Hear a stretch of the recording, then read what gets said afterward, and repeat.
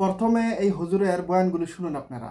আরে যেখানে নবী সর্বশ্রেষ্ঠ নবী তার চাচাকে হেদায়েত দিতে পারলো না, সে জায়গাতে হুজুর কোরআনের আয়াত মেরে দিয়ে বলছেন যে আমার মুরিদ হও আমি জান্নাত দিব।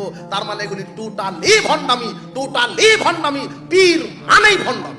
আচ্ছা, এখন কথা হচ্ছে মহানবী তার চাচাকে হেদায়েত দিতে পারে নাই, এই ওহাবি মোল্লা বলতেছে, এবং আল্লাহর ওলিরা কাউকে মুক্তি দিতে পারে না, কাউকে জান্নাত দিতে পারে না।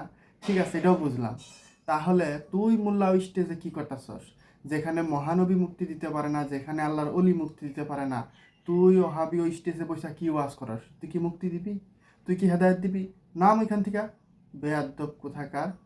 আপনারাই বিচার করুন তার কথা অনুযায়ী, যেখানে মহানবী নাকি তার চাচাকে হেদায়েত দিতে পারে নাই এবং আল্লাহর ওলিরা কাউকে মুক্তি দিতে পারবে না, তাহলে সেখানে বৈশা তার কোনো বক্তব্যের মূল্য আছে? তার বক্তব্য কেউ হেদায়েত হবে? হবে না তো। আল্লাহর ওলিরা মহানবীরা যেখানে হেরে গেছে, সেখানে তোর মতন কানাসুদা মোল্লা দিয়া হেদায়েত হইব? নাম লাত্তি দিয়া নামাও এখান থেকে।